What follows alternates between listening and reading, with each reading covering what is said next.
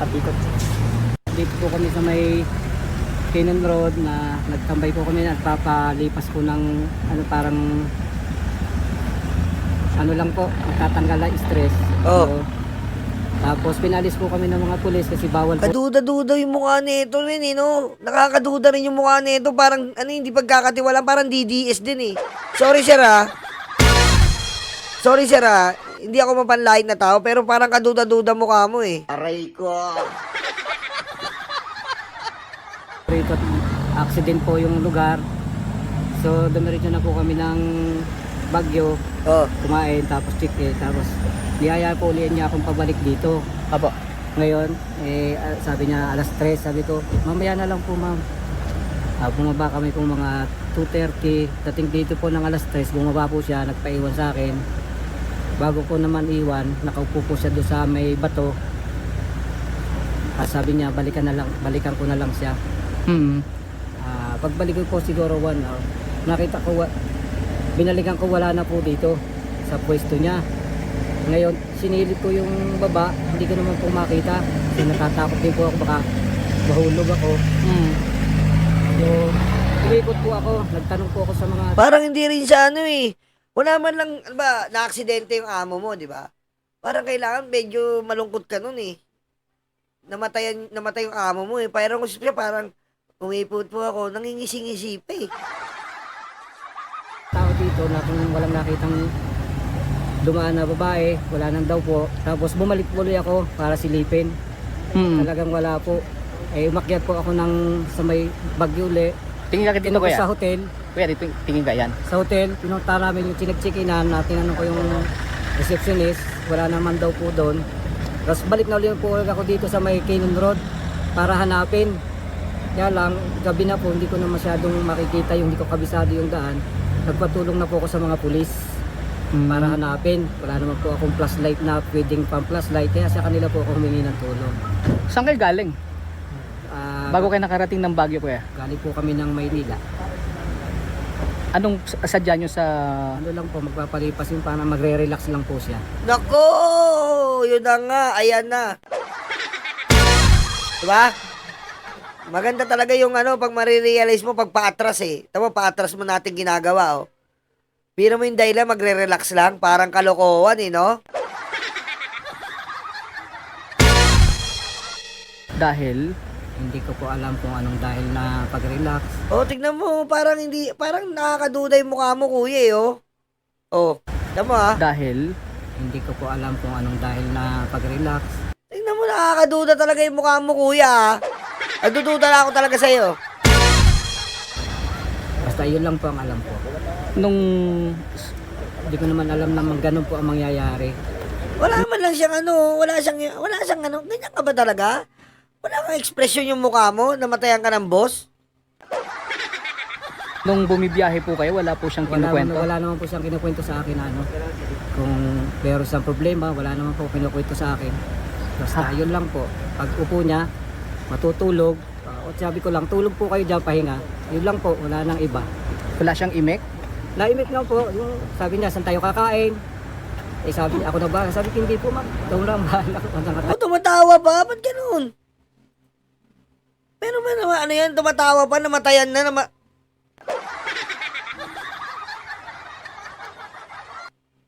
Ano, tamo? Tayo kakain. Yun lang po, sabi ako, Imik? naimik lang po, yung sabi niya, saan tayo kakain? Sabi ako na ba? Sabi ko, hindi po ma'am. Ikaw lang, bahala ko. Saan tayo kakain? May ganito ba yung namatayan? Parang ano ka na, nagigigil na talaga ako sa'yo, kuya. What the fuck? Oy, Sir Manuel Jose, shoutout Sir Manuel, ah. Salamat, Sir Manuel. Sir Manuel Jose, shoutout po. Yun lang po. Wala lang po iba. Anong mood niya during that time? Malungkot? Yung sa kanya naman, dahil sabi, okay naman po yung aura niya. Oh. Hindi naman po siyang ganun kalungkot na wala naman po sa mukha niya na ganun ang mangyayari. Wala po pong alam. Yun lang po. Pero Oh, tumatawa pa siya, oh. Parang ano to, ah. Kukutongan ko na to, talaga. Tingnan mo, ah, oh. kuya. Alam. Oh. Yun lang po. Pero Nakangiti po, ba't ganun to?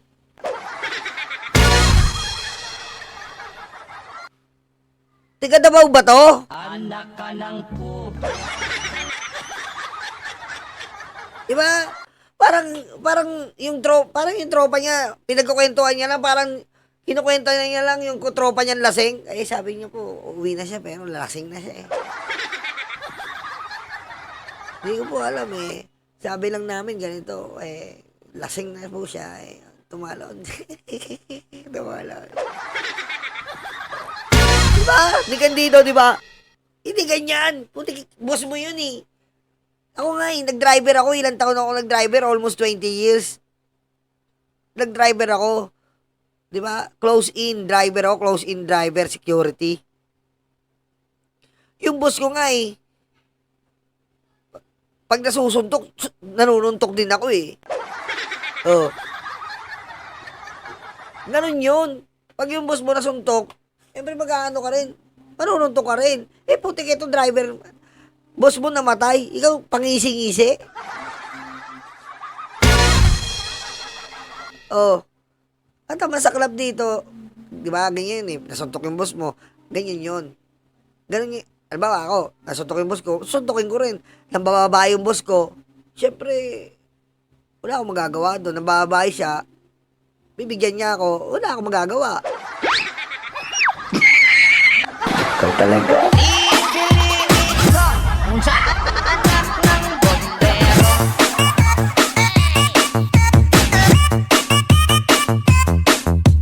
Guo 习近平。 Ganon yun eh. Ganon po kasi yun. Eh, di ba? O, yun yun.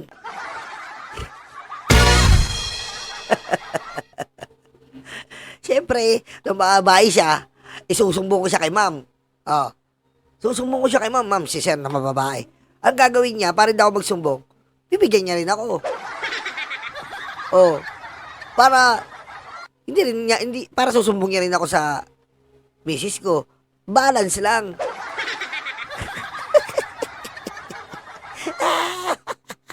Dumako tayo dito kay Kuya Tiga Davao. Tiga Davao ka ba? Nagdududa na kami sa iyo, ha? Nagdududa na kami sa iyo, driver, ha?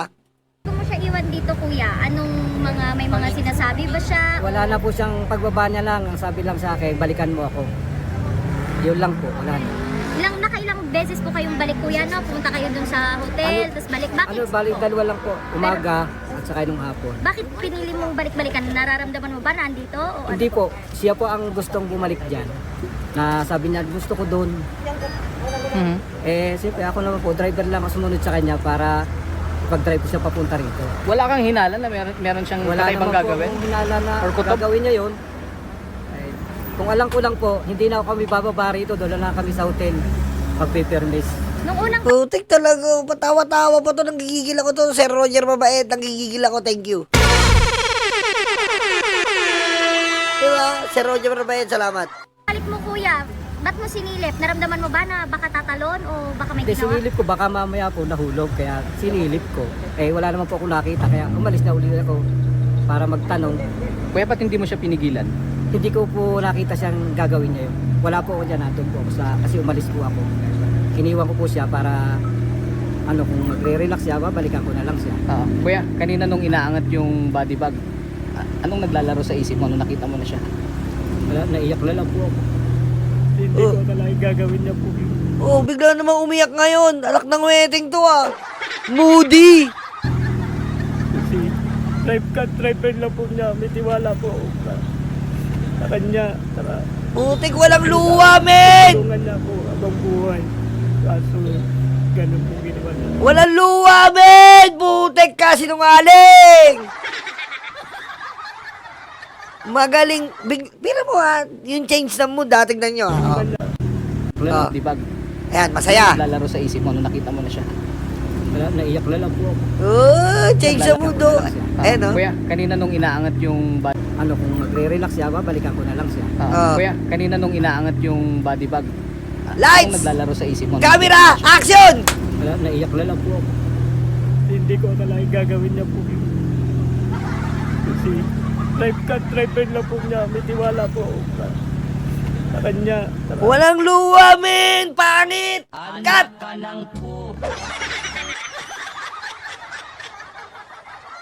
Hindi ganyan magpapaturo kay Joel Villanueva. Pangit! Kapag namatay ba, Mr. President, kailangan! Mr. President, pag namatay, nahulog sa bangin! Yan ang pangit ng sagot mo!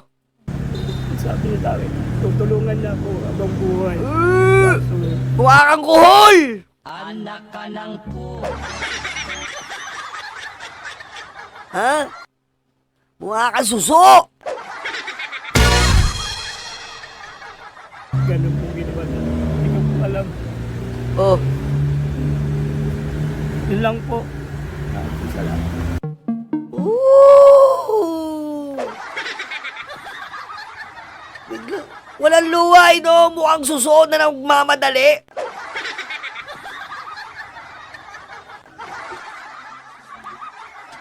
Di ba? Nakakita na kayo ng suso na nagmamadali? Parang ganun eh.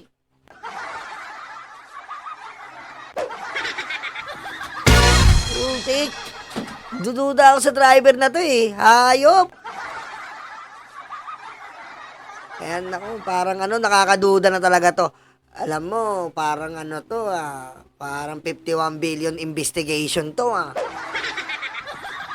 Irrelevant, tama, Noel. Tama tama yan 40 OG. Pa-Noel ka pa. 'Di ba? Parang kaduda-duda. Ang layo ng sagot eh. Ang layo, irrelevant, Your Honor, Mr. Chair. Tingnan mo totoo nga, ayan tingnan mo. Kanina nung inaangat yung body bag, Kanina inaangat yung body bag. anong naglalaro sa isip mo? Ano naglalaro sa isip mo? mo na siya?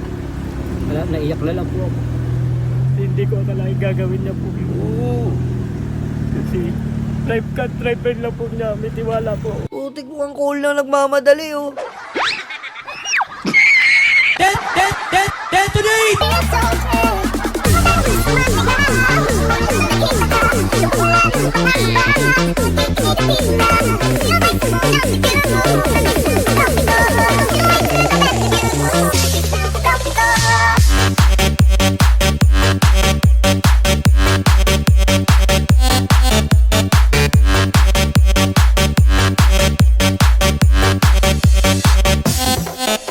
Ayan po ang natin. Ayan po ang abangan natin at matsagaan natin. Kasi nung una parang nakukumbinsi ako na parang nag-suicide si Cabral dahil nga stress. Nandun yung antidepressant, depressed, may antidepressant eh. Pero nung habang inaano ko to, nakikita ko na, putik parang parang kuhol na nagmamadali, na pinipilit niyang umiyak. Tapos, yung mga senaryo parang hindi tugma, di ba? Kaya abangan natin yan, dito tayo sa witness. Bumili pa siya ng sigarilyo. Nagtambay lang talaga siya dyan. Nagtambay lang siya dyan sa bandarian. Na iniintay siguro yung oras kung kailan babalikan yung si Ma'am Cabral. Personal na nakaharap ni Arnolfo Milo si Ricardo Hernandez, driver ni dating Department of Public Works and Highways, Yusek Catalina Cabral. Ilang oras bagong nangyaring insidente noong December 18. Si Mang Arnulfo ang may-ari ng gas station malapit sa bahagi ng Cannon Road sa Tuba, Benguet kung saan huling nakita si Cabral.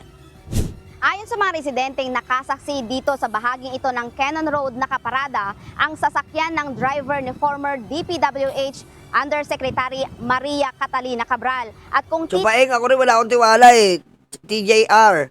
Irrelevant, pero kay John Vic consistent. Kaya nga yan na naman, aawahin na naman natin si John Vic. Relax lang kayo. Hindi natin sinasabi sinungaling si John Vic Hindi natin sinasabi. Pero may sarili tayong investigasyon dito. Kasi hindi nagtutugma Di ba? Hindi nagtutugma tignan mula sa pwesto ko kung saan ako nakatayo ngayon, malinaw na tanaw ang konkretong harang na yon, ang lugar kung saan sinasabing umupo si Undersecretary Cabral bago mangyari ang insidente. Actually, hindi naman siya naggasolina rito talaga. Nag-standby lang siya. Kung makikita nyo, pwede nyo i-video mula rito sa paradaan niya, nagparada dun sa bandaron. Kita naman yung Patay ka! uniform ni allegedly na Ma'am Cabral. Patay ka, kuhol na nagmamadali! Hindi ka nagpagasolina. Kita mo pa rin si Ma'am Cabral mo. Kapag tumayo ka sa gasolinahan. Sino? May paiyak.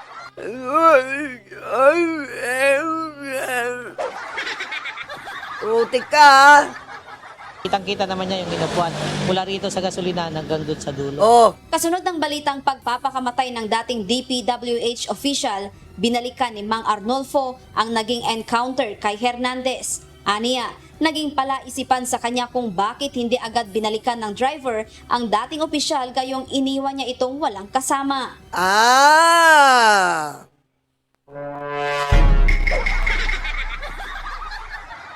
Mag-iimbestiga ang Nyoko.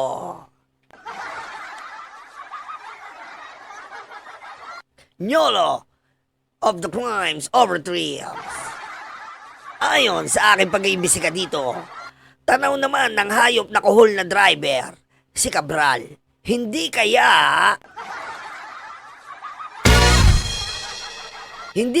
inutos, ha? Tinimbrian lang ng driver na iniwan ko, boss, nagpaiwan doon. Hindi kaya ganon, driver? Merong taong pinagre-reportan ka?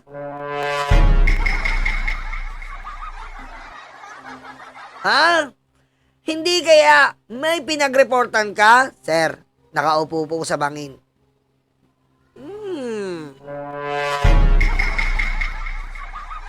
Ha? Watchman, tama. Look out.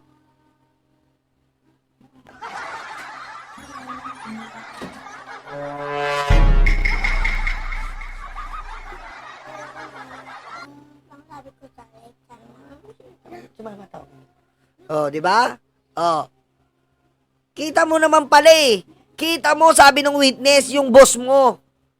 Sabi mo nagpagas ka, hindi ka nagpagas, hayop. Nyoko. Nyolo of crimes over there.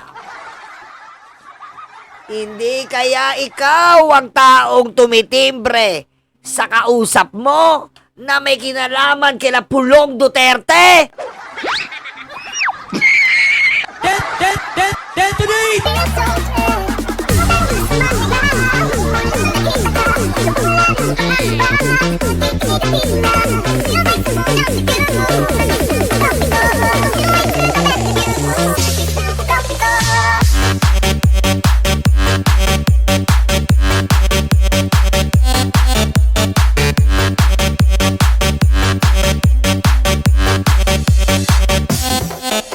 Kasi kung iisipin mo, kung iisipin mo, isipin mo, kung iisipin nyo po, lahat ng bigating pangalan na kay Cabral, siya ang nagpatakbo. Oh. Di ba? Gaya nga ng sinabi ko sa inyo kanina, ibabalik ko kayo. Pakinggan nyo na ito sinasabi ko. Unahin natin. Si Terry Ridon, eto si Terry Ridon si Terry Ridon po ang nagpaamin kay, bago natin ituloy yun kasi parang parang iba eh. Si Terry Ridon, di ba? Dito tayo, gagawa tayo ng Terry Ridon. Ayan, si Ridon. Ayan, si Ridon. Si Ridon po ang nagpaamin kay Cabral. Ayan regarding 51 billion. Si Ridon. Ayan, si Ridon. Ayan si Ridon ang nagpaamin. Tapos, si Ridon, tinitira ni Lebiste. Ayan dito muna tayo.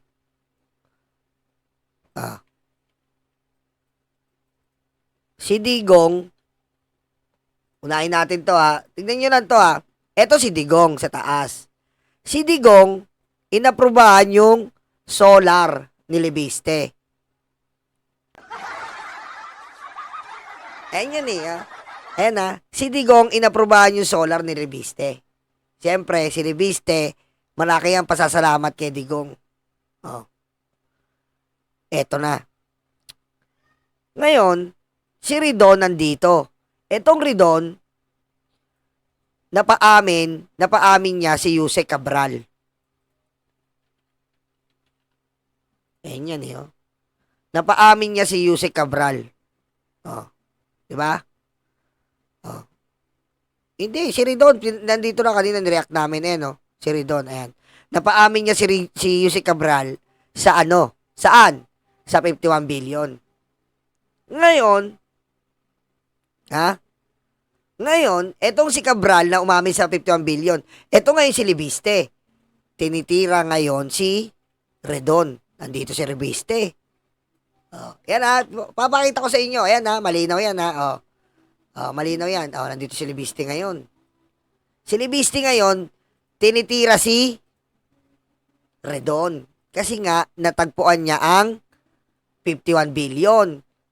At hindi lang yon, si Libiste rin tinitira si Cabral. Oh. Bakit? Kasi kinuha niyang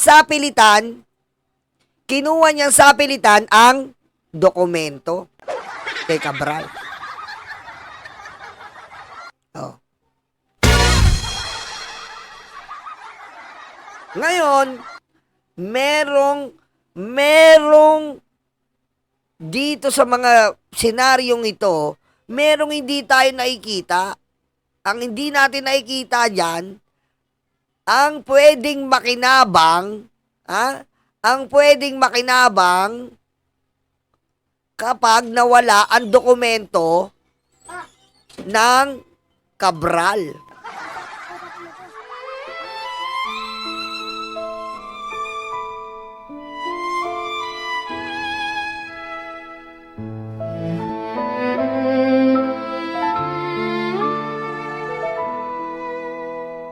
Nakaupo ako, lumalamon sila.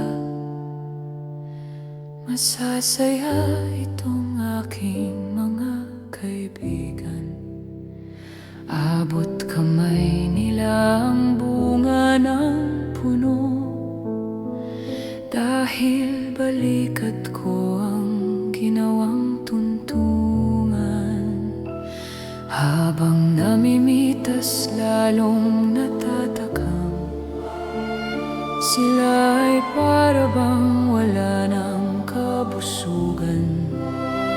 Kahit alam nilang mayroong mga langgan, at ang aking paa ang siyang inuupakan. Nais ko nang magpahinga, marami na akong nagawa at natulungan. Ako'y labis na nag-aalala, baka ang puno ay tuluyan ng maubusan ng bunga. Nakaupo ako, nagbabantay sila. Ang mga aso ko'y laging maaasahan. Hindi ko lang alam ang binabantayan. Ito bang puno o itong aking upuan? Itali ko kaya sa bahay ng langgam? Maglilingkod ba o maghahari-harian? Masasagot lamang ang malaking tanong kapag ako ay nawala na ng tuluyan. Nais ko nang magpahinga, marami na akong nagawa at natulungan. Ako'y labis na nag-aalala, baka itong mga aso ay maulol at magwala.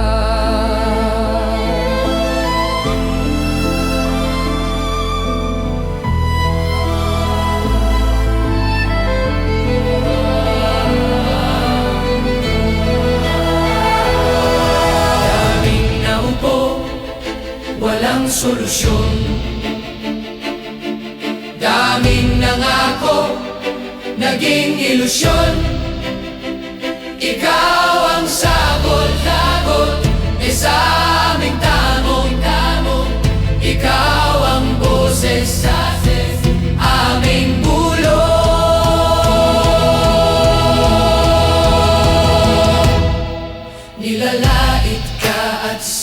sinisira ng kinakaya mo para sa bayan. Ikaw ang aming tagumpay, bonbon, walang kapantay. Nilalait ka at sinisira ng kinakaya mo para sa bayan. Ikaw ang aming tagumpay, bonbon, walang kapantay. Ang mga sugat, ikaw ang lumunas. Saradong isipan, ikaw ang nagbukas. Bayan, inuna mo, hindi banyaga. Gintong puso ay kahanga-hanga. Nilalait ka at sinisira ng kinakaya mo para sa bayan. Ikaw ang aming tagumpay, bonbon, walang kapantay. Nilalait ka at sinisira ang kinakaya mo para sa bayan. Ikaw ang aming tagumpay, bonbon, walang kapantay.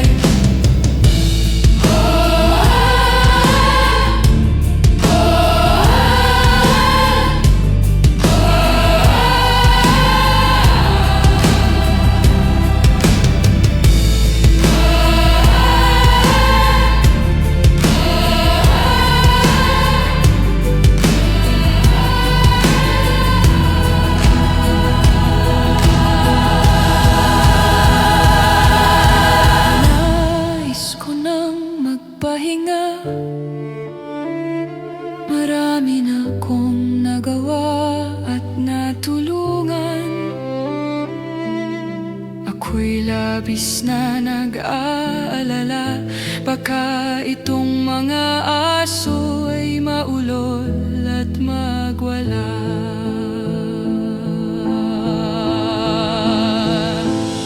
Nakaupo ako, naiinggit sila.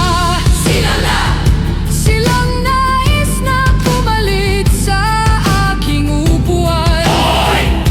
Ayokong tumayo sa upuang ito. Kahit ito'y sinusurot at inaanay.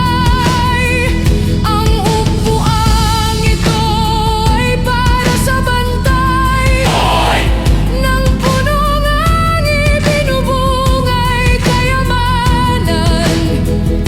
Nangangamba ako kung upo sila. Baka ang puno ay lalong mapabayaan.